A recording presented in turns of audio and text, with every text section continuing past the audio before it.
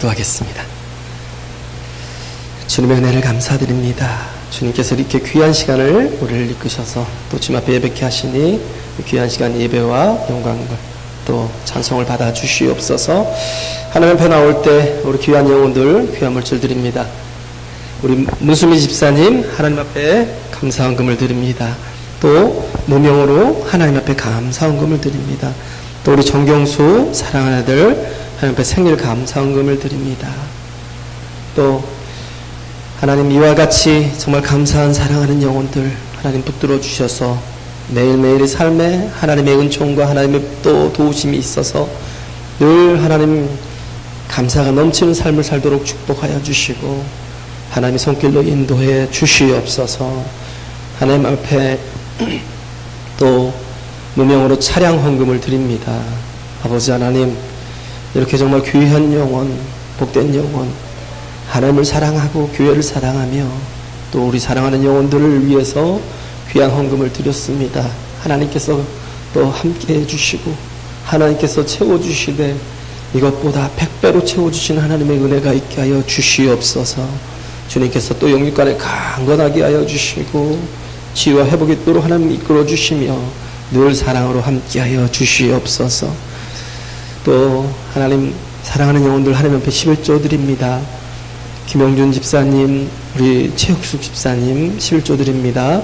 안영선 집사님, 문수민 집사님 11조 드립니다.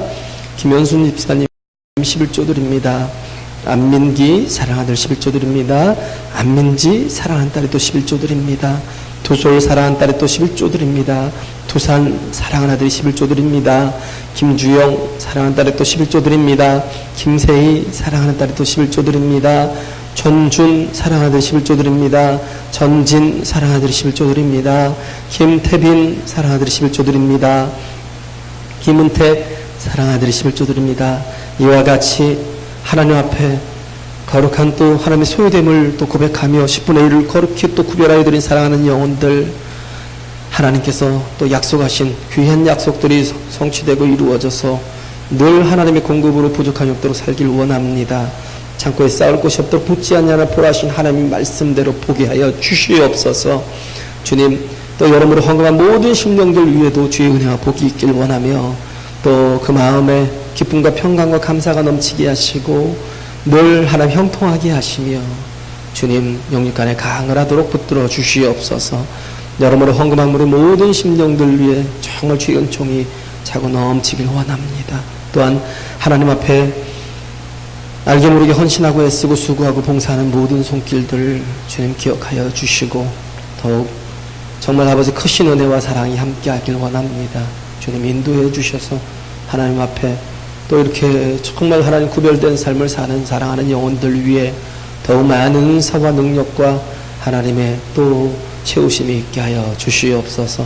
오늘 이렇게 말씀을 들었습니다. 그러나 또 하나님 부족하고 연약한 자가 또 하나님 말씀을 들고 전하지만 이 시간도 오직 성령께서 말씀하여 주시고 하나님의 진리가 선포되도록 이끌어 주시옵소서. 감사드리며 예수 그리스도 이름으로 기도하였습니다. 아멘. 할렐루야. 우리 하나님 말씀 보시겠습니다. 하나님 말씀 갈라디아서 6장 11절에서 18절까지 보시겠습니다. 갈라디아서 6장입니다. 6장 11절에서 18절까지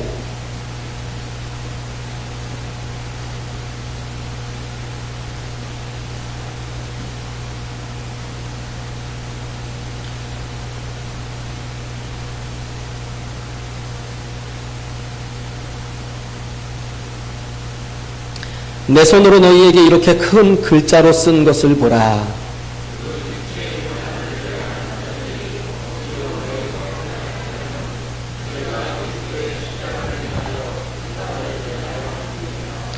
할례받은 저희라도 스스로 율법은 지키지 아니하고 너희로 할례받게 하려 하는 것은 너희의 육체로 자랑하려 함이니라.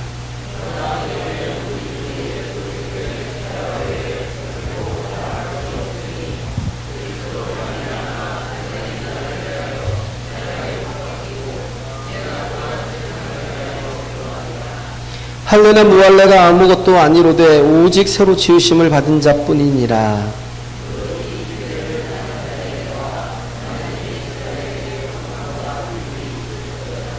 이후로는 누구든지 나를 괴롭게 말라. 내가 내 몸에 예수의 흔적을 가졌노라.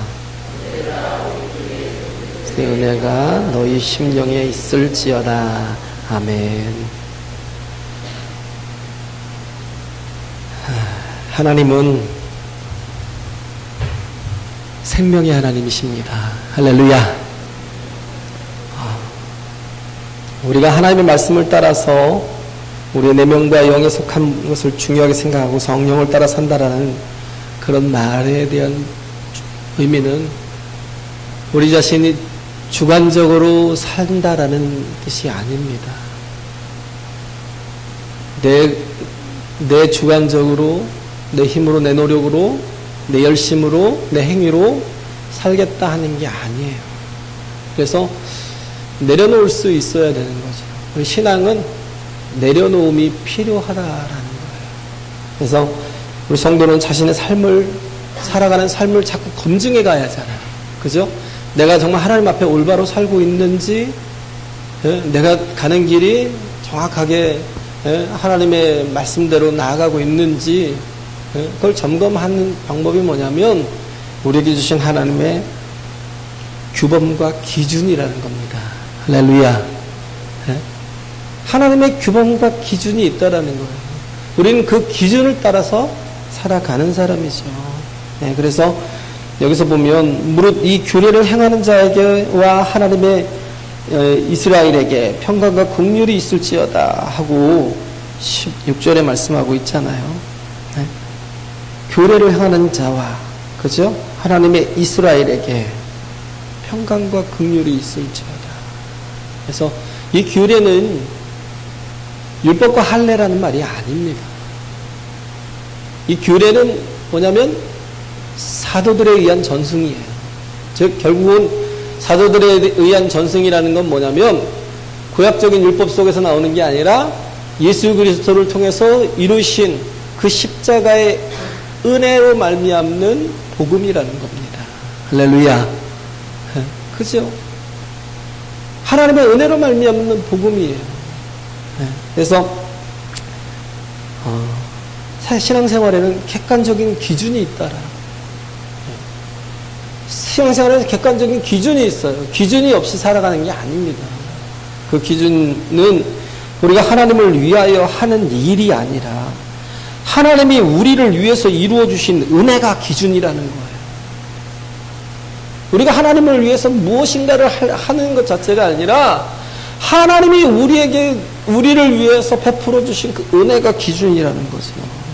그래서 껍질이나 외모 말고 삶과 인격의 중심인 심령에 우리가 은혜가 있기를 구해야 된다는 거예요. 그래서 하나님 앞에 우리 스스로를 세우려 하는 것이 아니라 하나님의 은혜가 우리를 세우고 또 하나님이 우리를 위해서 이루어 주신 권한, 이루어 주신 이 귀한 일이 은혜라는 것을 아는 감각이 곧 규례라는 거죠. 어떻게 보면 사람들이 제일 싫어하는 게 뭔지 아세요? 사람들이 제일 싫어하는 게 은혜입니다. 무슨 말이냐 그러잖아요. 두 가지가 있어요. 하나는 자기에게 임하는 은혜는 좋아해요. 근데 남에게 임하는 은혜는 그렇게 좋아하지 않아요. 그죠? 남에게 임하는 은혜는 되게 배가 아프고 또 막 받아들이기 힘들어지고 그러면서 자꾸 비교해요. 나는 왜 이러지? 나는 왜 이렇게 못났지? 나는 왜 이렇게 안 되지? 하나님은 왜 나를 돕지 않으시지? 막 이런 생각이 들게 만드는 거예요. 그래서 은혜라는 걸 좋아하는 것 같은데 굉장히 싫어요. 우린 공동체잖아요. 우린 누가 잘 되는 게 내가 잘 되는 겁니다. 할렐루야. 누가 형통한 게 내가 형통한 거예요. 누가 아픈 게 내가 아픈 거고요. 누가 어려운 게 어렵고 힘든 게 내가 힘든 거예요. 이번 주에 이렇게 어떤 목사님께서 저희 교회 오셨던 그 마성원 목사님이잖아요. 찬양 어떻게 보면 CCM의 최초예요, 그분이. 그분이 CCM을 이렇게 그 복음성, 가스펠송을 이렇게 시작하신 최초의 주자예요, 최초의 주자. 근데 이번에도 가서 선교를 가서 얼마나 은혜를 많이 받았냐면 가면서 계속 기타를 잡고 찬양을 하는데 너무 은혜가 되더라고요. 막 차에서 한 30-40분 가는 길이 되게 지루할 수 있었는데 너무 은혜가 넘치고 막 아멘이 나오고 너무 좋더라고요. 근데 이번 주에 이렇게 카톡이 떴어요. 밴드에도 올라오고 우리 목사님의 그 따님이 갑자기 쓰러진 거예요. 이제 막 아기도 몇 살 안 됐는데 따님이 갑자기 쓰러졌어요. 그래서 뇌에 있는 뭘 또 제거해야 된다고. 기억도 막 많이 사라지고 수술을 하는데 굉장히 오래 걸렸던 거예요. 너무 오랜 시간을 기다려야 되는데 그 시간은 얼마나 힘들었겠어요. 그래서 기도해달라고 계속 올라오더라고요. 근데 진짜 처음에는요, 이게 너무 아프니까, 저도 아프더라고요. 너무 아프니까 어떻게 위로를 해야 될지 몰라서 말을 쓸 수가 없더라고요. 너무 어렵더라고요. 그 한마디 쓰는 말이요, 너무 힘든 거예요. 한참을 고민했어요. 1시간을 고민했어요. 내가 무엇으로 내가 위로할 수 있을까 생각을 했는데, 그리고 나서 제가 쓴 글은 한 줄이에요. 목사님, 제가 기도하겠습니다. 그걸 기도했어요. 차에 타면서도 계속 기도하고, 길을 가면서도 계속 기도하고, 참 무거운 그 짐을 하나님께서 좀 덜어주시고, 하나님 치료해달라고. 이게 공동체라는 게 같이 가는 거거든요. 아픔은 같이 느끼고, 누가 잘 되고, 또 하나님의 은혜를 받아서 또 형통하게 되면 또 같이 기뻐하고. 가족이라는 의식이 굉장히 중요해요. 그잖아요? 가족이라는 의식. 집에서도 가족이라는 의식이 되게 중요합니다. 그래야 내 가정을 건강하게 지킬 수 있어요.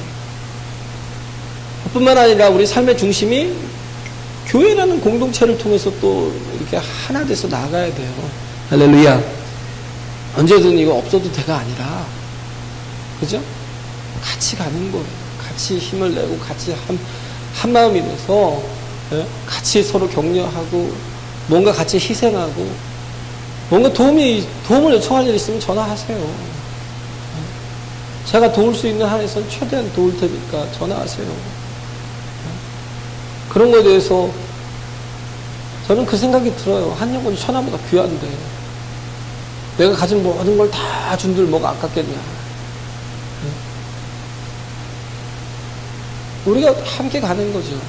이번에 그 영혼 초청주일도 영혼 초청주일이라고 하지 말고 그냥 추수감사주일 예배를 통해서 초대장을 만들려고 합니다. 초대장을 이렇게 한 100장 정도 이렇게 그냥 우리가 정성들여 써서, 우리 손으로 써서 우리가 초대를 할까 생각합니다. 그리고 모르겠어요. 50만 원이 들든 100만 원이 들든 교회가 할 일이 뭐예요? 영혼 살리는 일을 해야죠. 50만 원이 들든 100만 원이 들든 200만 원이 들든 하여튼 최선을 다해서 이렇게 뭔가를 좀 준비할 수 있었으면 좋겠고요. 그리고 또 이렇게 도네이션 할 수 있는 게 있으면 이렇게 기증하세요. 네, 전에 보니까 막 참 좋더라고요. 막 우산도, 그 좋은 우산, 무슨 우산이에요? 그 골프 우산도 갖다 주시고, 네, 또 전에 그 뭐 프라이팬 같은 것도 갖다 주시고. 근데 뭐 뺏어오지 마시고 네, 충분히 이렇게 지불해서 그렇게 좀 할 수 있도록. 그래서 최고를 이렇게 드리려고요. 최고의 것을 준비해서 우리가 드릴 수 있도록 할 테니까, 우리가 정말 내가 꼭 우리 가족들, 우리 사랑하는 가족부터 챙기세요. 믿지 않은 가족부터 초청하시고, 그리고 내가 정말 전도하기를 원하는 우리 이웃들, 그죠? 그날을 꼭 최선을 다해서 준비할 테니까 최선을 다해서 초대하세요. 기도 또 지금부터 하시고 그렇게 해주셨으면 감사하겠습니다. 할렐루야. 네, 그래요. 그래서 우리가 같이 가야 되는 거. 하나님이 원하시는 게 그거예요. 하나님이 원하시는 게 마음을 달라는 거죠. 그래서 로마서 2장 28절 29절에 보면 표면적 유대인이 아니라는 거예요. 표면적 유대인이 아니요, 표면적 할례가 아니라는 거예요. 우리가 갈라디아서를 통해서 계속 본 게 뭐예요? 율법과 할례예요. 이 사람들은 뭘 권위를 가지고요? 예루살렘 교회라는 그 표면적인 이름의 권위를 가지고 와서 이것이 진리라는 거예요. 너희가 예수를 믿고 구원을 받으려면 너희가 최소한 또 뭐 해야 되냐면 너희 자신이 이렇게 하나님 앞에 또 이렇게 할례를 받고 이렇게 또 하나님 앞에 또 이렇게 율법으로 살아야 된다. 이게 어떻게 보면 거짓 교사들이죠. 그런데 로마서 2장 28절에 말씀하는 게 그거잖아요. 표면적 유대인이 아니라는 거예요. 표면적인 할례가 아무것도 아니라는 거예요. 29절에 뭐라고 하냐면 오직 이면적 유대인이요 할례는 마음에 할지니 신령에 있고 의문에 있지 아니한 것이라는 거예요. 그 칭찬이 사람에게서가 아니라 하나님께로서다. 이 말씀이 오직 이면적 유대인이라는 것, 속 사람이 유대인이라야 유대인이라는 겁니다. 할렐루야. 속 사람이 유대인이라야 유대인이라는 거예요. 즉 겉만, 표면적인 것만, 어떤 율법적인 형식적인 그런 것만 가지고 내가 구원을 받는다라고 생각하면 안 된다는 거예요. 우리가 단순히 주일날 나와서 예배한다는 것 가지고 내가 하나님의 나라에 들어갈 수 있어? 이거는 잘못된 생각이에요. 중요한 건 뭐예요? 하나님과의 교통이 있어야 돼요. 할렐루야. 하나님과의 관계가 중요하다는 거예요. 내면적인 관계가 있어야 된다는 거예요. 우리가 하나님의 성령이, 왜 예수님이 하나님의 성령을 우리에게 부어주신다고 말씀하셨어요? 그리고 왜 우리에게 성령을 부어주셨어요? 함께 하시려. 하나님은 종교를 주신 게 아니라. 그래서 기독교는 종교라고 말씀하고 있지 않아요. 그냥 사회적인 분리 속에서 어떤 종교 속에 들어가서 기독교가 있다는 건, 그런 건 뭐 어쩔 수 없이 그렇게 인정하지만, 왜? 그렇게 그들은 구분해야 되니까. 네? 어제도 이렇게 축구를 갔는데, 원불교 이렇게 아주, 원불교에 심취한, 그 장사장님이라는 분이 한 분 계시는데, 그분이 그러더라고요. 이분 4대 종교가 모여서 합창제를 했는데, 전에는 기독교가 쏙 빠졌는데, 이번에는, 나왔다나 어쩌면 힐날인가, 뭐 어딘가 왔다고 그래서, 힐날? 이러고, 혹시 이단이나 사이비성 없어요? 그랬더니, 보라고 목사님도 그렇게 한다. 기독교는 너무 편협적이라고. 왜 연합하지 않고, 왜 자신들만 이렇게 저기 하게 나가냐고. 아주 편협한 게 기독교라고. 그런 말을 하더라고요. 우리가 정말 중요한 종교 속에 들어있는 게 아니거든요. 우리는 하나님과, 우리가 하나님을 믿는 그 순간 하나님이 또 우리의 영이 임하시면 어떻게 돼요? 우리가 하나님을 아버지라 부르는 자녀가 되는 겁니다. 할렐루야. 하나님을, 그것도 창조 만물을, 온 우주 만물을 창조하신 창조주 하나님이 나의 아버지가 되신 거예요. 그만큼 하나님이 우리를 사랑하시는 거예요.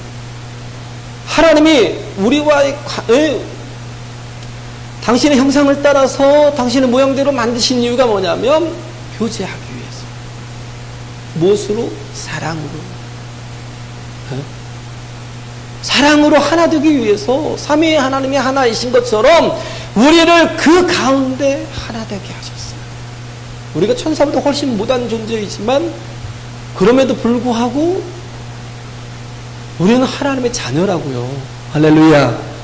놀라운 은혜잖아요. 천사보다 얼마나 능력이 없고 보잘것없고 하찮은데, 얼마나 또 변덕쟁이고 또 죄도 많고 허물도 많고 그렇게 약한데, 그런데도 불구하고 우리가 하나님의 자녀래요.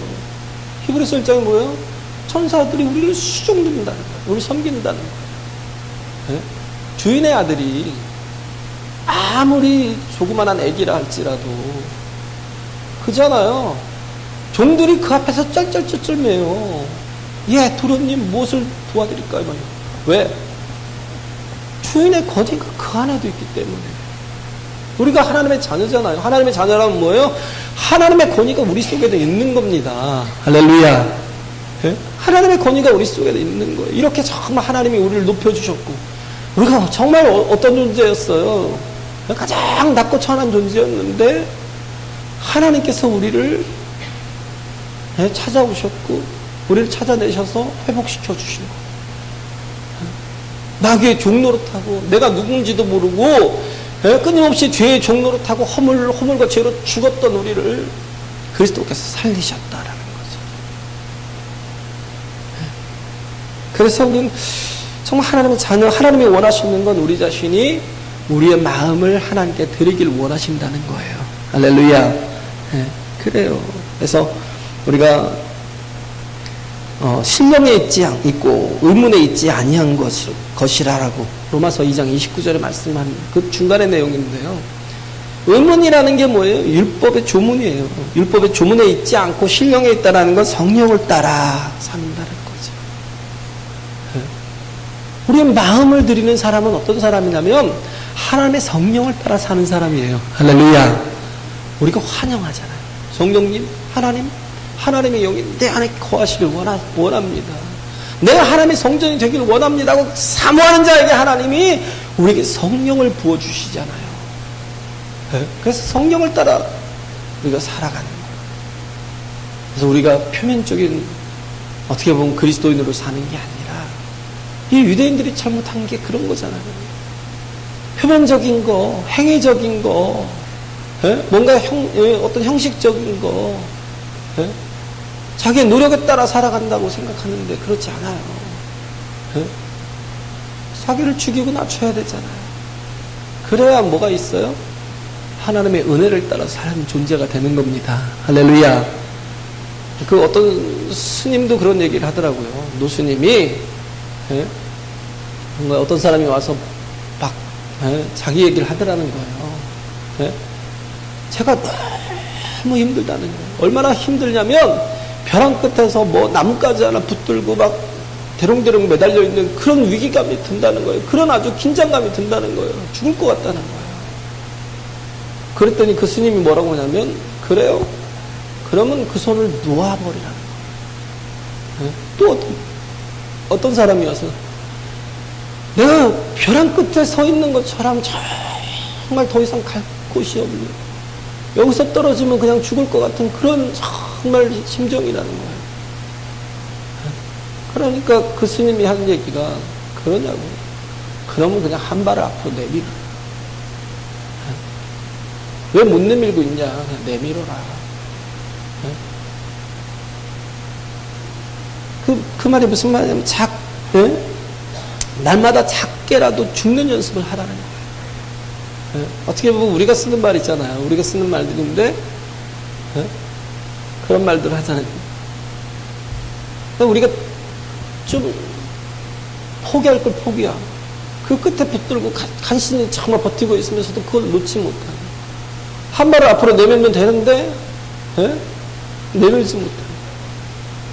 날마다 죽는 연습을 하라는 건 결국은 뭐냐면, 근데 그 불교 속에서의 그 어떻게 보면 죽어지고 낮아져야 되는 그런 것이지만, 근데 거기에는 뭐예요? 자기들의 노력으로 끝나는 거예요. 그죠? 자기들의 고행으로 끝나는 겁니다. 거기에는 뭐가 없어요?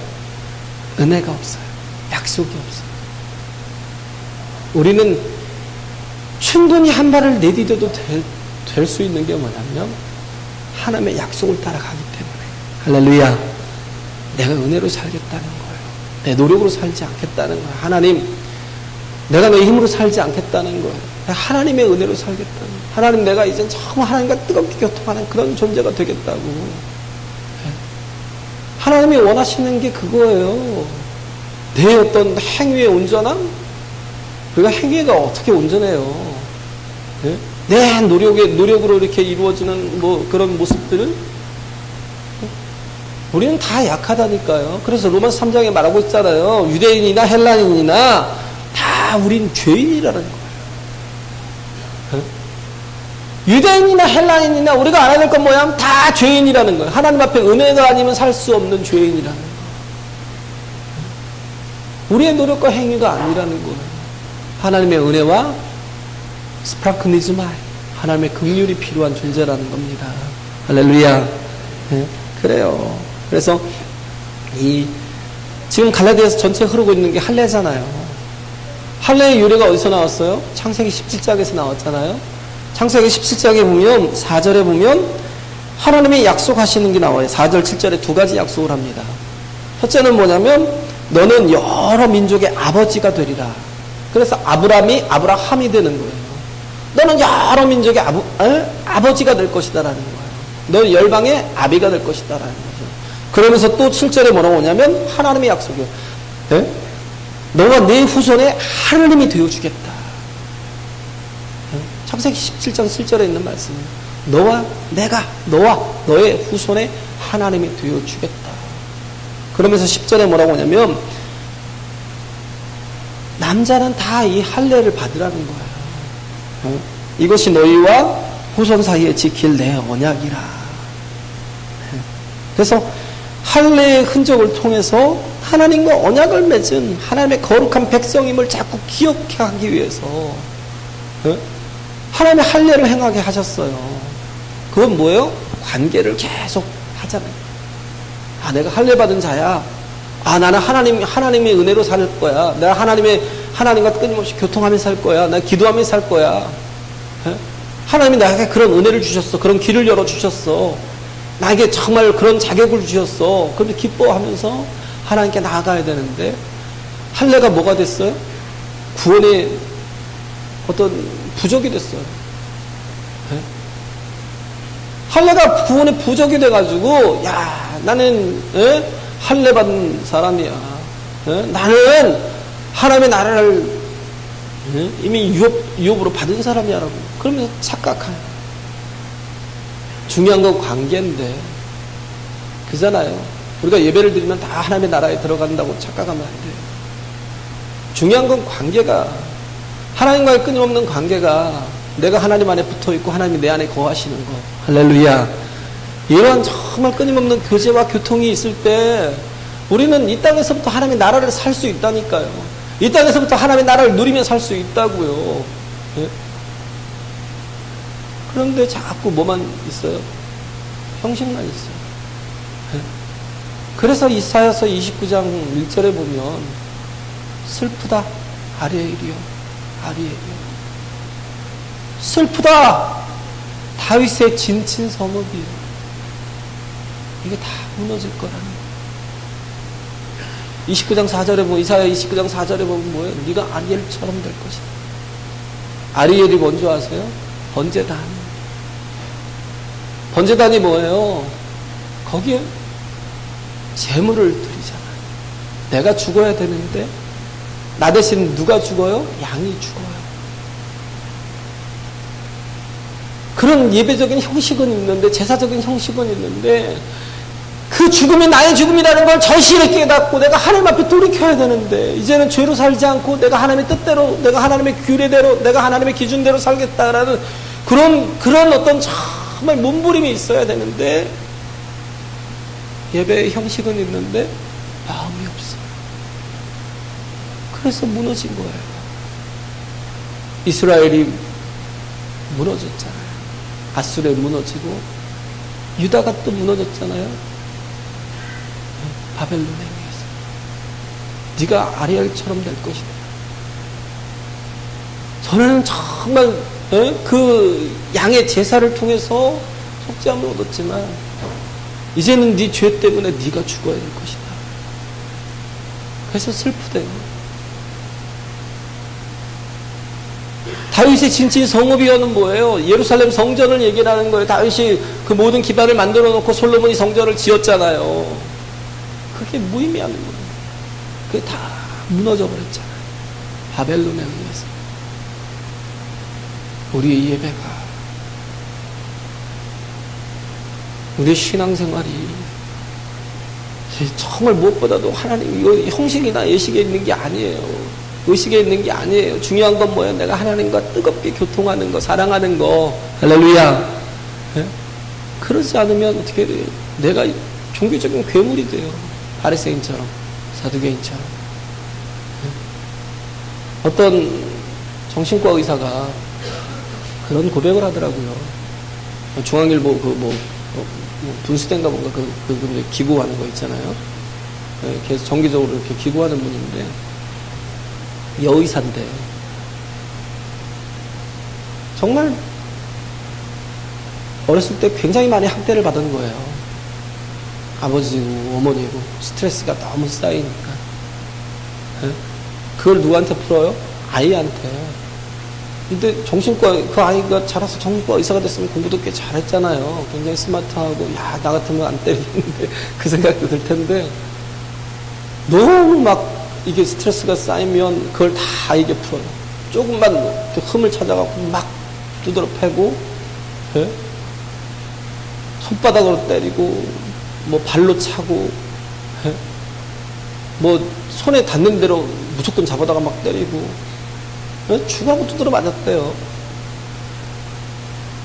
그러고 나면 수도가에 가서 그 상처난 그 부위를 찬물로 이렇게 계속 이렇게 삭이는 거예요. 그러면 엄마가 밥상을 차려준대. 밥 먹자. 그러면 연고를 발라주고. 그러면 그 순간 연고를 발라주고 밥을 먹자 그랬대. 그러면 그 밥을 먹으면서 순간 마음이 평안해진대. 왜? 아, 내가 딸 노릇은 다 했구나. 할 걸 다 했구나. 근데 정말 고통스러웠던 건 뭐냐면 내가 왜 맞아야 되는 이유를 몰랐다는 거예요. 내가 왜 맞아야 되는 이유를 몰랐는데 그런데도 마음이 평안한 건 뭐냐면 엄마 아빠의 스트레스를 나한테 다 푸는 걸 내가 그대로 다 해서 그 시간이 다 끝났기 때문에. 그런데 나중에 보니까 나는 그러지 말아야지. 내 자식들에게 그러지 말아야지. 그랬는데 내가 그렇게 가해자가 되더라고요. 내가 그렇게 아이를 힘들게 하더라고요. 고통스럽더라고요. 우리가 자칫 잘못하면 그런 정말 하나님 앞에 바로 서지 못하면 우리가 우리 주변에 하나님과의 관계가 제대로 되지 못하면 우리 주변을 힘들게 하고 어렵게 할 수 있습니다. 고통스럽게 할 수 있어요. 특히 내 사랑하는 자들. 저 또한 그랬고 저 또한 그랬고 그래서 늘 우리한테 미안한 마음도 있어요. 솔직히. 네, 그때는 성숙하지 못했겠다. 근데 성령께서 정말 저의 삶을 섬세하게 갖고 가니까 이게 뭐라고 해도 뭐냐면 사랑하는 마음이 뚝뚝뚝 묻어나요. 네. 이제는 좀 많이 제가 바뀐 것 같아요. 제가 조금 바뀌었다.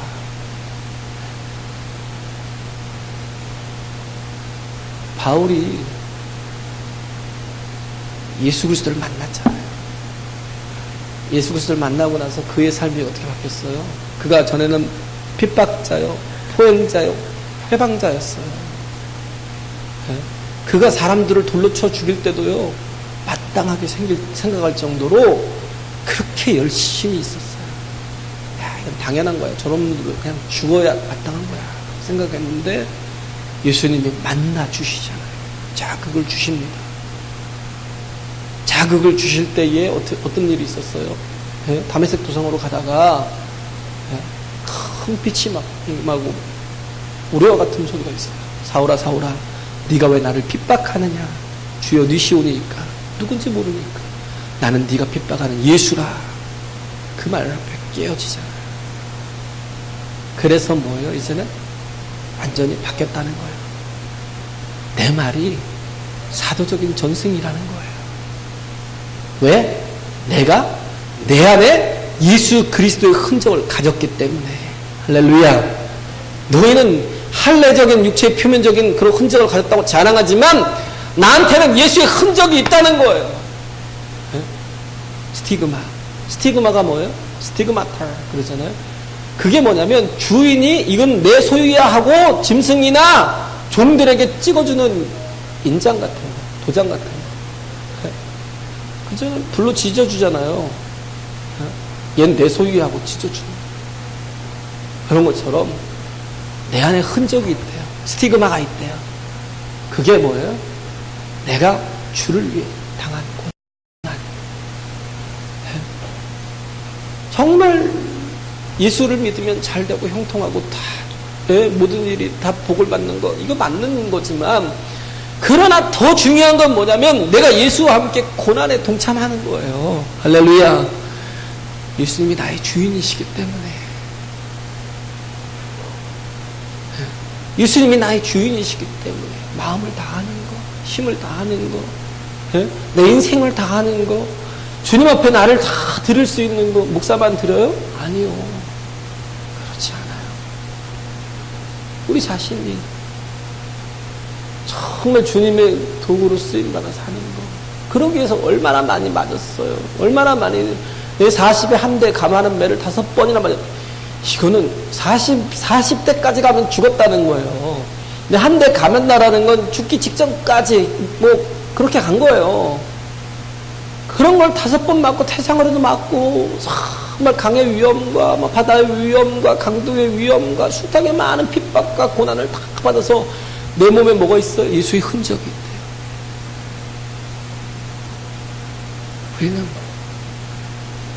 예수의 흔적이 뭐예요?